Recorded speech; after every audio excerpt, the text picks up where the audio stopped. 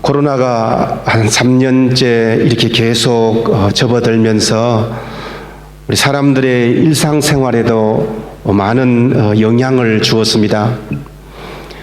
조사에 의하면은 일상생활에서 자유가 제한되었다라고 느끼는 사람이 한 59%, 또 신체 활동이 줄어들었다라고 느끼는 사람이 51%, 또 정서적으로 지치고 고갈함을 느낀다라는 분이 39%, 또 우울감을 느낀다 하는 분도 한 38% 되고요.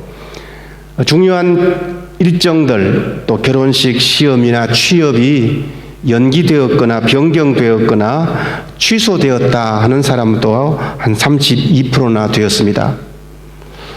팬데믹 현상이 계속될수록 이전 일상과 비교해서 행복감이 점점 더 낮아지고 또 정서적으로 무기력과 우울감이 깊어지고 있다 하는 것입니다. 그렇다면 코로나가 우리의 신앙생활에는 어떤 영향을 주고 있습니까? 퓨 리서치가 14개국 경제 선진국을 대상으로 조사를 했습니다. 그 결과를 보면은 14개국 모두가 다 신앙이 강해졌다가 약해졌다 보다도 더 높게 나왔습니다. 평균 10% 이상인데 평균값이 10%인데 가장 많은 나라가 미국 28%고 또 그 다음이 스페인 16%, 이탈리아 15% 이런 순이었습니다. 그런데 흥미로운 것은 한국은 믿음이 강해졌다 10%, 약해졌다 9%. 여기도 반반이야. 뭐든지 반반. 14개 국가 중에서 약해졌다의 수치가 가장 높은 나라가 한국이었어요.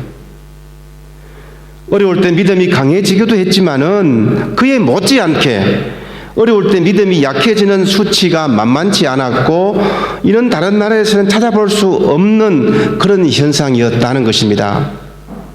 이런 현상은 다른 조사에서도 똑같이 나타났는데요. 코로나로 인해서 예배를 드리지 않는 교인들이 몇 개월 만에 13%에서 18%로 증가했습니다. 신자 10명 중에 2명은 이번 코로나로 예배를 드리지 않는다는 것입니다. 또 이렇게 교회에 출석하시는 분 중에서도 자신이 코로나 출석 후에, 코로나 종식 후에도 예배에 동일하게 교회에 출석하겠다라고 하는 그 수치가 3개월 만에 85%에서 76%로 거의 10% 정도 줄어들었습니다. 또 코로나 끝나도 아예 예배를 안 나가겠다 하는 사람도 2%에서 6%로 3배나 증가했습니다. 이런 통계를 접하고서 우리 한국 교회를 생각하고 또 저희들을 신앙을 한번 다시 생각해 봅니다. 코로나로 인해서 믿음이 더 약해졌다? 코로나로 교회 출석률이 더 낮아졌다? 코로나 이후에도 교회를 안 나가게 될 것 같아? 그렇다면은 도대체 한국 기독교인들에게 신앙은 그동안 무엇이었습니까? 코로나 이전에는 무엇 때문에 교회에 나오고 무엇을 위해서 교회에 출석했는지 의문을 가지지 않을 수가 없다는 것입니다. 오늘 본문 말씀은 코로나 시대에 예배가 무엇인지를 깊게 고민하게 하는 귀한 본문입니다. 저들에게 익숙한 말씀입니다. 사마리아 여인과 예수님과의 조우, 예수님과의 만남입니다. 사마리아 여인은 많은 사람들이 손가락질하는 그런 여인이었습니다. 하지만 이제 주님을 만나고서 자신의 삶이 통째로 변화되었습니다. 새로운 삶을 시작합니다. 주님 안에서 새로운 존재는 새롭게 결단을 하게 만드는데 그 결단이 가시적으로 드러나는 것이 바로 예배입니다. 예배는 언제나 우리를 인도하시고 구원해 주시는 하나님의 그 놀라운 사랑과 은혜에 뜨겁게 응답하는 행위입니다. 그래서 예배는 항상 우리의 구원과 연결되어 있어요. 그 구원에 대한 우리의 뜨거운 응답, 이것이 바로 예배라 하는 것입니다. 오늘 본문의 사마리아 여인은 기구한 인생을 살았습니다. 그러나 예수님을 만나게 되었습니다. 예수님을 통해서 아무런 소망도 없던 답답한 자신의 인생을 시원하게 풀어주는 생명수를 마실 수 있었습니다. 인생의 방황은 예수 그리스도를 만남부터 해결되었습니다. 사마리아 여인이 이제 주님을 만나서 자신의 삶에 변화가 생겼습니다. 그리고 가장 먼저 관심을 가졌던 것이 바로 예배였던 것입니다. 왜냐하면 주님 안에서의 새로운 삶이라고 하는 것은 늘 어떻게 예배드리느냐, 어떻게 예배드리는 삶으로 살아가느냐 하는 것과 일치되기 때문입니다. 그래서 예배에 대해서 질문합니다. 20절에서 말씀하지요. 본문 앞절인데요. 우리 조상들은 이 산에서 예배를 하였는데 당신들의 말은 예배할 곳이 예루살렘에 있다 하더이다. 이 여인의 관심은 지금 예배를 어디에 드려야 되느냐, 예배의 장소에 대해서 관심이 있습니다. 우리 조상들의 말대로 이 사마리아입니까? 아니면은 예루살렘입니까? 이때 주님께서 대답하지요.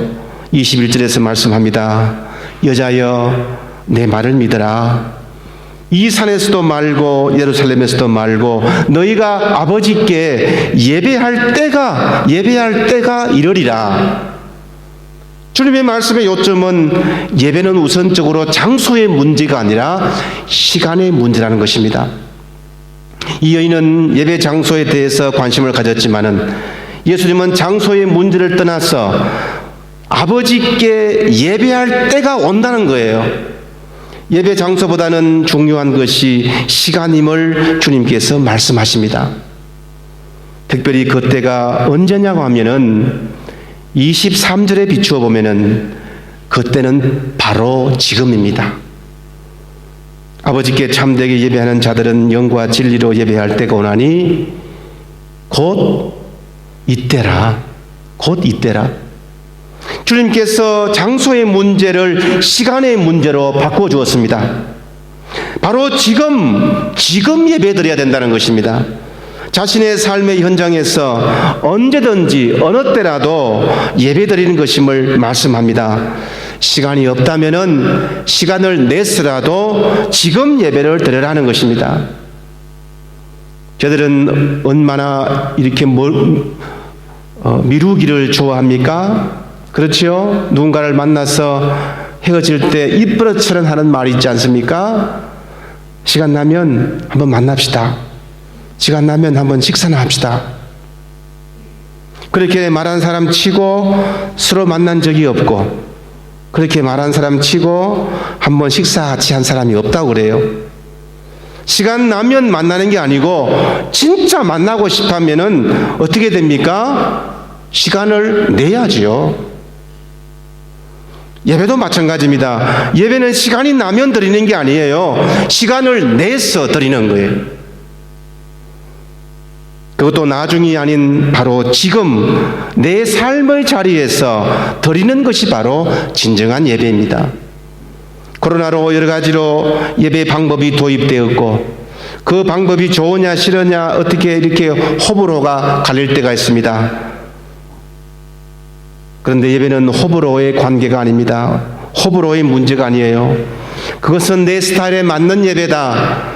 나는 온라인 예배는 싫어한다. 영상 예배를 맞지 않다. 가정 예배는 나는 싫어한다. 뭐 이런 말을 할 때가 아닙니다. 문제는 지금 내가 예배를 드리고 있느냐는 거예요.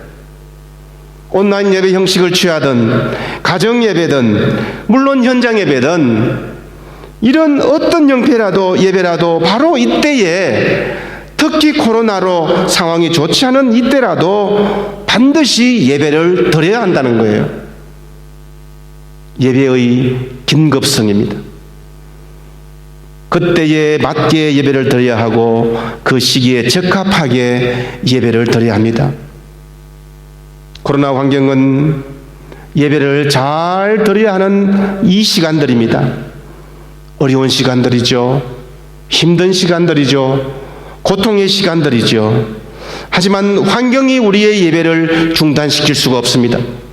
환경에 따라서 예배를 드렸다가 드리지 않았다가 하는 것이 아닙니다. 예배는 지금 이때 드리는 것입니다. 그렇다면 어떤 환경에서 예배 드릴 때에 또 어떤 자세로 우리가 예배를 드려야 하겠습니까? 저들이 잘 아는 말씀, 오늘 24절에서 이렇게 말씀합니다. 하나님은 영이시니 예배는 자가 영과 진리로 예배할지니라. 영과 진리로 예배드리는 것이 죄송합니다. 참된 예배자의 자세입니다. 우리는 이 말씀을 주목해서 보아야 합니다. 왜냐하면 성경 전체를 통해서 예수님께서 예배에 대해서 가르쳐 주신 유일하신 본문이기 때문입니다. 영으로 예배드린다는 것이 무엇일까요? 하나님은 우리 인간을 영적인 존재로 다 만들었습니다. 하나님의 형상으로 지었다는 거예요. 이것은 우리 인간만이 하나님을 찾을 수가 있고 우리 인간만이 하나님과 응답하는 존재로 지원받았다는 것입니다. 하나님 앞에서 응답할 수 있는 존재입니다. 모든 피조물 중에서 우리 인간만이 하나님 앞에서 책임감 있는 삶으로 살아갈 수 있는 존재입니다. 그러므로 영으로 예배드린다고 하는 것은 이렇게 소중한 우리의 영혼으로 가장 소중한 것으로 예배드리는 것입니다. 하나님께서 주신 그 고귀한 영으로 하나님 앞에 나아가는 것이라는 것이죠.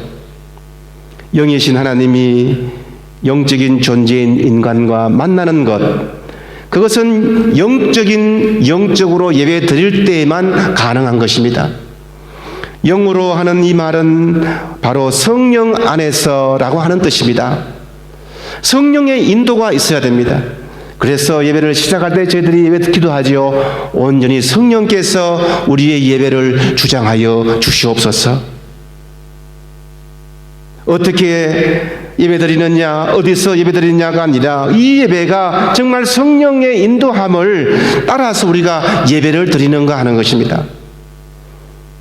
진리로 예배드린다는 것이 무엇입니까? 진리는 진실된 마음으로 예배드리는 것을 말합니다. 내 속에 감추는 것이나 속이는 것이 없이 아주 정직하게 부족하면 부족한 모습 그대로, 용서를 구하는 모습 그대로, 회개하는 모습으로, 자복하는 모습으로 하나님 앞에 내 모든 것을 내놓고 예배드리는 것을 말합니다. 우리가 죄를 감춰놓고 우리가 하나님을 진정으로 만날 수가 없습니다. 하나님은 진리이기 때문에 우리가 거짓말로 하나님을 만날 수가 없다는 거예요.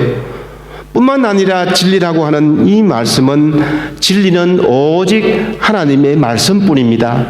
그리고 성경의 모든 진리의 말씀은 궁극적으로 예수 그리스도를 향하고 있습니다.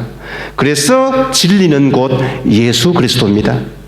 그래서 우리의 예배가 말씀에 근거하지 않고 말씀이 가리키는 진리를 향해서 우리가 말씀이 가리키는 그 진리를 향해서 예배를 드려야 한다는 것입니다.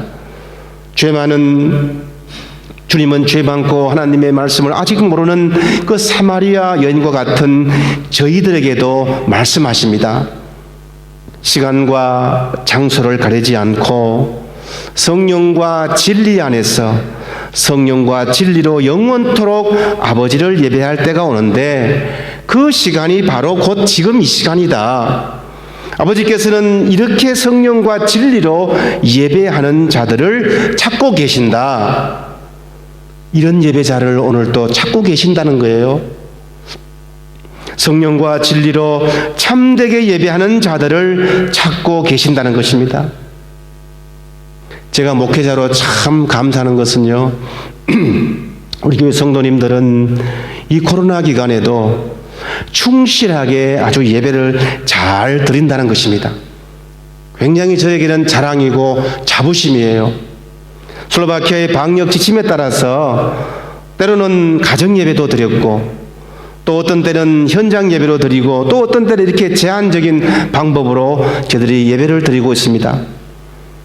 목회자로 감사한 것은 우리 모두가 다 이 예배를 정말 소중하게 생각하고 이렇게 참여하고 계신다는 거예요. 초대교회 성도들에게 주일이라고 하는 것은 가장 중요한 날이었습니다. 주일은 바로 예배드리는 날이었습니다. 박해 상황에서도 예배 참석만은 포기하지 않았고 목숨을 걸었습니다. 왜냐하면 주일은 하나님께 예배드리는 날이기 때문입니다. 마치 초대교회 성도와 같이 여러분들도 어떤 상황에서도 주일을 예배의 날로 거룩하게 지키는 것에 저는 너무나 감사하고 있다는 것입니다. 코로나 시대는 이전에 경험하지 못했던 새로운 일상, 뉴 노멀이라는 시대로 접어들었습니다. 그래서 코로나 이전과는 전혀 다른 새로운 기존의 삶을 우리에게 요구하고 있어요. 하지만 성경에서 가르치는 진리는 항상 normal, always normal입니다. old normal, new normal이 아니고 항상 normal입니다. 언제나 예배예요. 언제나 그렇듯이 위기 때는 더 기본으로 돌아가서 그 기본은 언제나 우리가 하나님께 예배드리는 삶이라는 것입니다. 코로나를 이기려면 백신도 중요하지만은 평상시에 우리가 손을 잘 씻고 잘 먹고 잘 쉬고 면역력이 약해지지 않도록 일상의 그런 규칙적인 생활을 잘해야 되지 않습니까? 마찬가지로 우리 성도들은 어떻게 하든지 하나님을 예배하고 구원을 선포하고 말씀을 배우고 이웃을 섬기고 사랑하고 우리 그리스도 안에서 주의 사랑을 나누는 이 일을 아주 규칙적인 생활을 잘해야 한다는 거예요.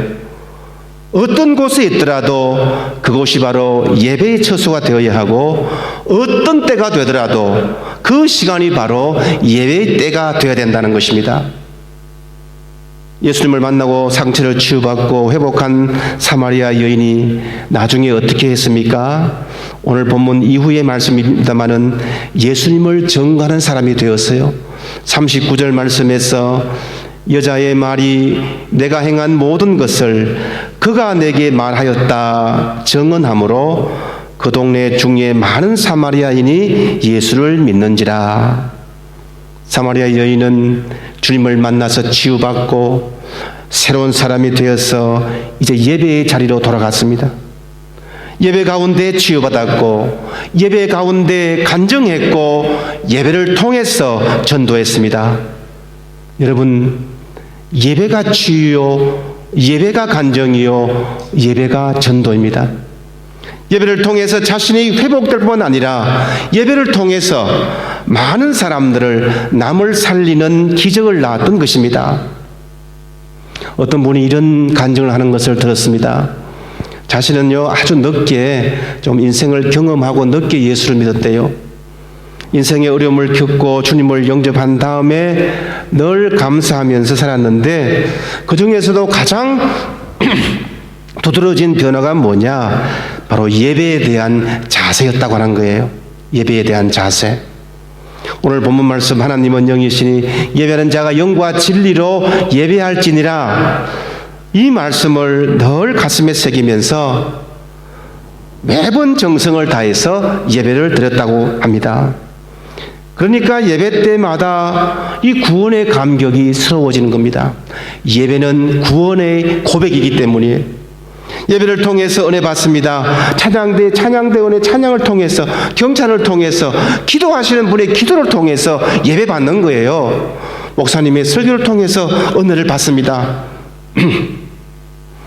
매번 이렇게 예배를 드리다 보니까 가만히 보니까 자신이 하나님을 위해서 예배하는 것이 아니고 예배가 자신을 지키고 보호하더라는 것입니다. 코로나 시대는 어떤 시대입니까? 제대로 예배하는 시간들로 채워야 합니다. 그래야 그 예배가 우리를 지켜줍니다. 어려울수록 예배에 집중해야 합니다. 영과 진리로 예배드려야 합니다. 그때가 바로 지금입니다. 나중에 여건이 될 때 예배드리겠다는 것이 아닙니다. 본문에서 사마리아 여인이 무엇이라고 했습니까? 25절 말씀에서 여자가 이르되 메시아 곧 그리스도로 하는 이가 오실 줄을 내가 아노니 그가 오시면 모든 것을 우리에게 알려주시리라. 그가 오시면 우리에게 모든 것을 알려주실 것입니다.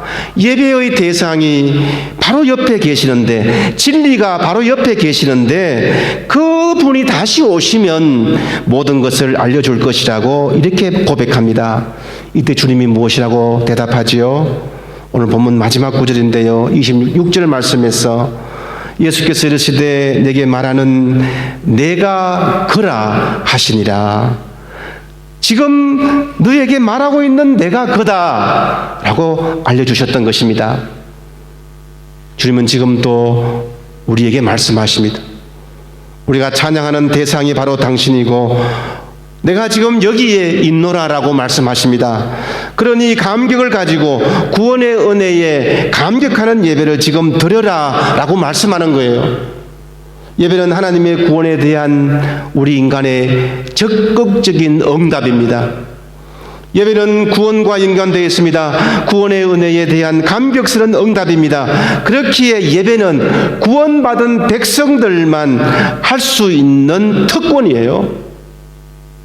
이 특권을 이곳에서 누려야 합니다. 하늘나라에서 예배드리는 것도 중요하지만은 이미 이곳에서 우리가 누려야 할 복입니다. 그러므로 주일은 모든 사람이 누릴 수 있는 것이 아니고 적어도 죄에서 대해서 죽고 그리스도에 대해서 다시 산 사람들만 누릴 수 있는 복인 것입니다. 인생의 해답은 오직 예수 그리스도를 만나는 것이고 예배의 자리로 찾을 때입니다. 부끄러움으로 가득 찬 사마리아 여인이 예수님을 세상의 구원자임을 다 안 다음에는 바로 예배의 현장으로 돌아왔습니다. 인생의 해답은 오직 예수 그리스도라는 것을 믿었고 오직 예수 그리스도만이 우리의 구원자요 세상의 구원자임을 믿었습니다. 예배의 자리로 회개, 예배의 자리로 복귀입니다. 코로나 상황이 어렵다고 우리가 예수님을 멀리하고 신앙을 없애면, 신앙을 잃으면 어떻게 되겠습니까? 시간이 있으면 예배 잘 드리겠다, 형편이 나아지면 드리겠다는 이런 변명은 오늘 말씀에 비추어서 합당하지 못합니다. 오늘 말씀을 다시 한번 기억하십시다. 아버지께 예배, 참되게 예배하는 자들은 영과 진리로 예배할 때가 오나니 곧 이때라. 아버지께서는 자기에게 이렇게 예배하는 자들을 찾으시느니라. 아멘. 하나님께서는 온 땅을 두루 감찰하시면서 이렇게 예배드리는 자를 찾고 계십니다. 영과 진리로 하나님께 예배드리는 자들을 찾으십니다. 어떤 상황에서도, 코로나 상황에서도, 어떤 자리에서도, 어떤 방법으로도, 온라인으로도, 가정 예배로도, 현장 예배로 예배드리는 이 우리 하나님의 백성들에게 거룩한 만남을 주시고 하나님이 살아계심을 경험하게 하신 것입니다. 여러분, 올 한 해도 영과 진리로 예배하면서 예배에 승리하는 우리 모두가 될 때에 함께 하시는 하나님의 크신 은혜가 우리 가정의, 직장에, 우리 자녀의 삶 속에, 우리 교회 위에 충만하시기를 주님의 이름으로 축원합니다. 아멘. 기도하겠습니다. 사랑이 많으신 하나님 아버지, 새해를 맞이해서 새로운 말씀으로 결단케 하시니 감사함을 드리옵나이다. 지난주에는 우리와 함께 하겠다고 약속하신, 불을 만날 때나 물을 만날 때나 인생의 어려운 일을 만날 때에 내가 그와 함께하며 인도하겠다고 두려워하지 말라는 말씀으로 우리와 함께 하신 그 말씀을 듣고 은혜 받게 하심을 감사합니다. 오늘은 특별히 우리의 자세, 우리의 본분에 대해서 결단케 하시니 감사를 드립니다. 예배의 자리로 다시 돌아와 하나님을 섬기며 예수 그리스도 찾는 것이 우리의 본분이요 인생의 해답임을 다시 깨닫게 하시고, 올 한 해도 우리 모두가 예배에 성공하는 자로 다시 설 수 있도록 주께서 친히 인도해 주시옵소서. 예수님의 이름으로 기도드리옵나이다. 아멘.